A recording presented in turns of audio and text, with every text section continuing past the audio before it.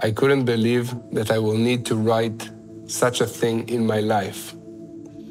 I tried to postpone and postpone, but they told us that tomorrow we enter the Gaza Strip, and there is a possibility that we will never come back.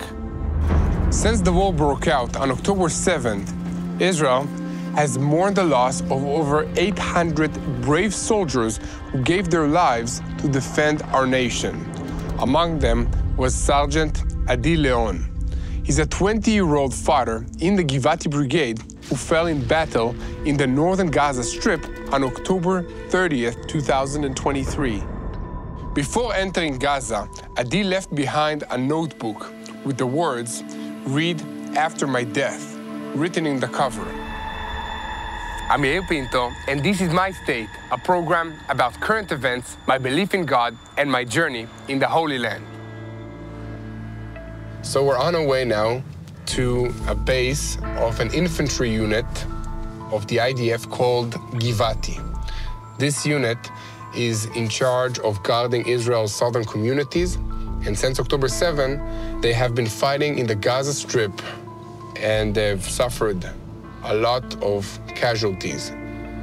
Today, we're going to a ceremony honoring the memory of an IDF soldier who lost his life in the beginning months of this war. I remember it. It was just when the IDF began the ground invasion into Gaza, and he's a family member of our production manager here in TBN. TBN donated $25,000 to help IDF soldiers that are fighting in this war, defending the country and the people of Israel. We are going now to the inauguration ceremony. We're gonna meet the family members of Adi, and we're gonna meet some officials from Givati.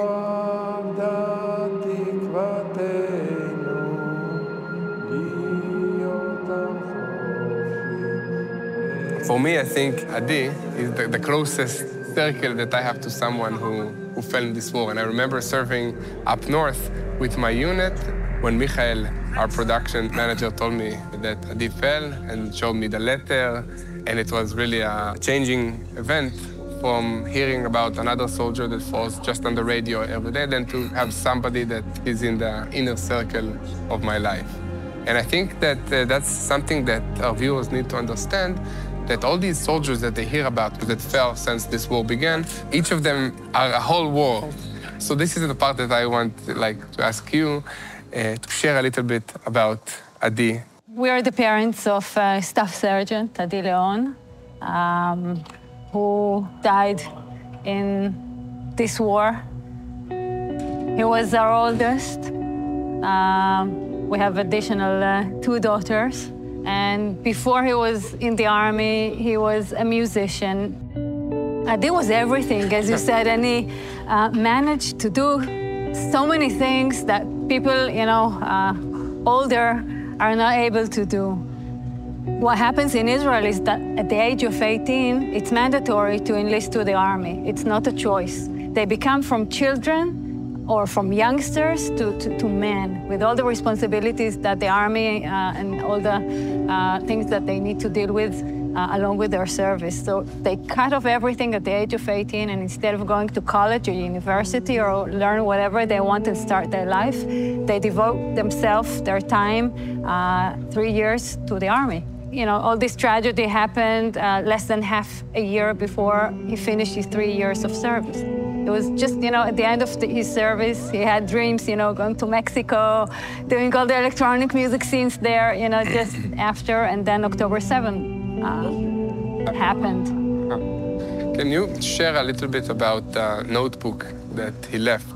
At October 7th, he entered Kfar Aza, and they fought there 3 days. And I think this is the first time that he faced not regular military activity, but actual combat zone. I think after these 3 days, a lot of things has changed in the way that he thought. 3 weeks after the ground invasion started, they were the first to enter the ground invasion. And in between the 7th of October and the 27th of October when they entered the Gaza Strip, he wrote a notebook. On the cover of that notebook, he wrote, to read in the event of my death. And just before they entered Gaza, he folded it up and slipped it in the pocket into one of his friends that he knew that he wasn't going to come with him. And he told him something like, I hope to come back and tear it apart, but just in case, give it to my parents. And in this notebook, he penned goodbye letters. This is a translate to English. It's an English version. And the last page, he wrote, I'm heading into this war with the knowledge that I'm not return, but I believe with all of my heart in what I'm doing. We have no other country, and now it's my turn to defend it and revenge all the civilians and soldiers, babies and old people, and all the women who were helpless against Hamas. This is what my parents taught me, and this is what I believe in. I hope you will remember me. Adi, and sign with heart. Heart and Star of David. And Star of David, yes. Wow. He was a true Zionist in his heart and in his soul. This is the letter of this generation. You know, they called it the TikTok generation, Yeah. and they turned to be lions. And this letter resembles the ability to be soldiers with values, to love your country, but all in all, to regret any family dinner he didn't arrive. They have so much confidence in being sensitive and love their family and mature and everything that, you know, this generation have. And it just happened to be, you know, our son that wrote this letter. But these are the IDF soldiers, you know, and this is the difference between us and whoever that we are fighting. Yes, definitely. We're fighting for life, and they are fighting for death. Correct. I'd like to ask you if you have maybe something you would like to share to millions of viewers around the world, some of them Jewish, some of them Christians, that are supporting and standing with Israel. So we took the letter and it was translated to a variety of languages, and it is used around the world, making the stand for Israel not just a slogan, but an actual call to action. Stand for Israel means come over. Stand for Israel means speak for us. Stand for Israel means donate whatever you can. And I think this is the real essence of what we need from the world. So the family of Adi, together with the IDF and Israel, took this notebook that included all the principles and the values that Adi stood for, and created educational notebook that today is being taught in the IDF officer courses and other educational courses that the IDF fighters are going through as part of their training. As part of the training of an IDF soldier, there's plenty of moral training and training for values that an IDF soldier and an Israeli must have. This is an amazing legacy that Adi passed on to the world. Givati Brigade has more than 1,000 fallen soldiers, 675 from the Independence War, 239 since Givati Brigade was reestablished in '83. And unfortunately, in this war, we have another 70 fallen soldiers, Wow. plus more than 1,000 wounded soldiers, which is a number that exceeds any scale, even in IDF. Each one of these fallen soldiers, bereaved families, deserve a special attitude from our end. Specifically regarding Adi, Adi fell on the 31st of October. It was about 3 days after Israel entered into the Gaza Strip. And he fell in a quite severe accident in which an armored vehicle named Nameo exploded. The Hamas terrorist fired a rocket and the 11th soldier of the battalion which Adi served in, which is the Tzabar battalion, part of the Givati brigade, fall together with another 10. So, in fact, all his squad almost disappeared. Wow. And Hadi, in some way, I think, represent all the good, the moral, the determination of our soldiers in Givati brigade. We are now fighting maybe the most significant war since the independence war. Yes. And I am 100% sure that we will win. There is no question about that. Do you have anything to say to millions of Christians around the world that are praying and supporting Israel and the IDF? We need also not only their prayer, we need a very active action. It is by chance that the Jews are located with our own country in the Middle East, in the most violent zone in the world, yes. I think. But at the end of the day, we are fighting the fight of the world, and we need the support and assistance of the same world. So just so you understand, in Israel, every man and woman have to join the IDF when they turn 18. Men go in for 3 years, and women go in for 2 years. In the beginning, we start with boot camp, and in that stage, we shift from being a civilian into being a soldier.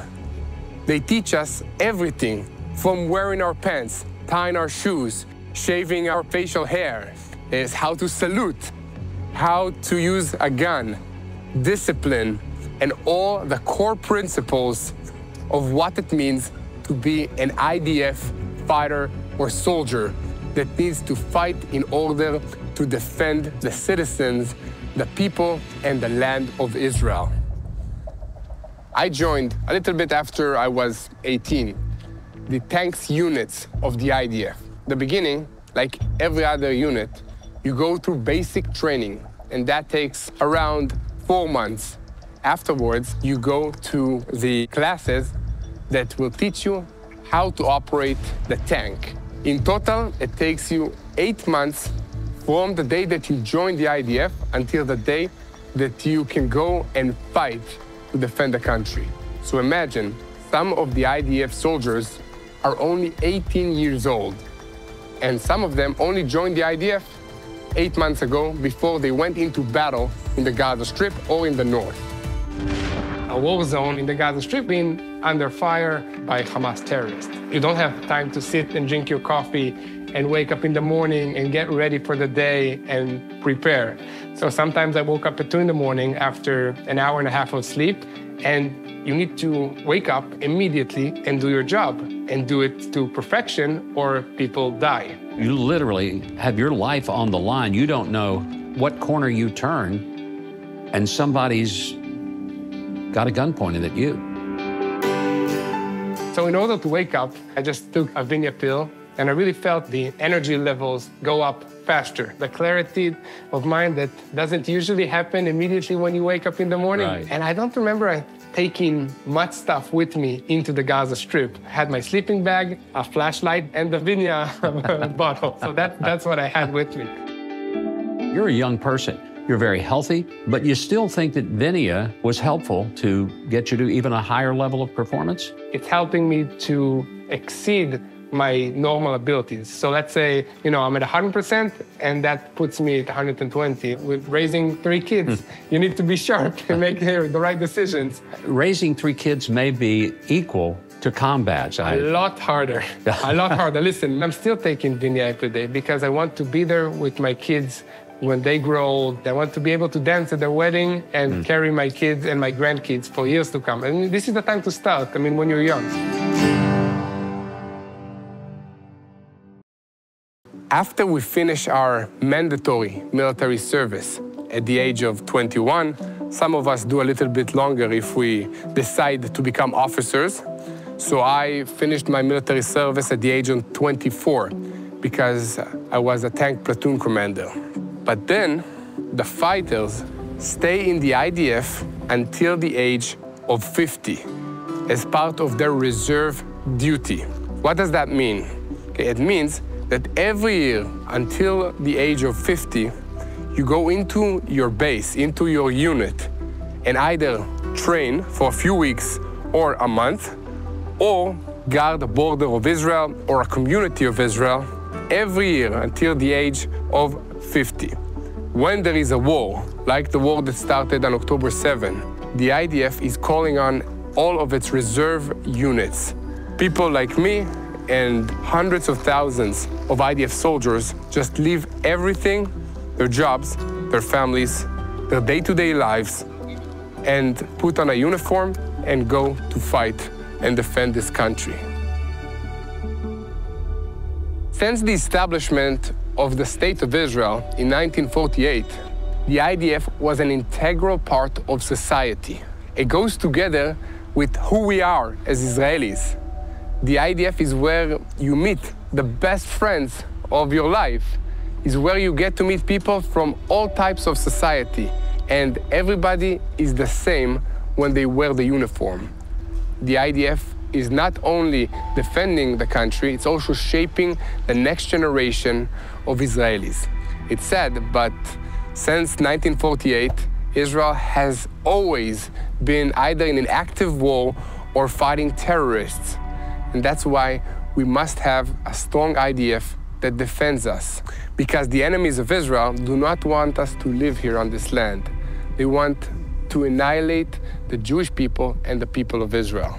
I don't know if you guys have been to Israel or not, but when you travel the country of Israel, you see many memorials. It's not victory monuments, it's memorials. Because every generation that lives here needs to remember the sacrifice that the previous generation had to make in order for us to have a future, to survive, and to live on this land, in the land of Israel.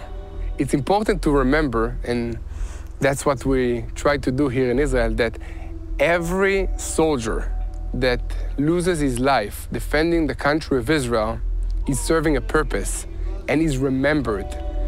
And because of the sacrifice that these young, brave men and women made in order to defend our country, we are standing here today and we have a future. But we know that the situation of Israel and the story of Israel is not about to end anytime soon. We believe that we were chosen by God to be here, and that's why He brought the people of Israel back to this land after 2,000 years in exile. Because our God, the God of Abraham, of Isaac, and of Jacob, is faithful to His word, to the people of Israel, and because of that, to each and every one of you. And we need your help. We need your help in prayer. We need your help in support of the people of Israel, and we need your help in sharing the truth. So please, take a moment, subscribe to this YouTube channel, share our videos, and unite in prayer. Pray for the families of those who made the ultimate sacrifice, that their sons or daughters lost their lives defending the state of Israel. Pray for comfort for the mothers and for the fathers that had to bury their children. Most importantly, unite in prayer for the peace of Jerusalem. Hello, this is Mati here in Jerusalem with TBN Israel. This is Yair Pinto from TBN Israel here in Jerusalem. TBN Israel is keeping viewers informed with Israel-focused news, culture, and what God is doing in this land. Support TBN Israel today online at tbn.org/Israel. Thank you.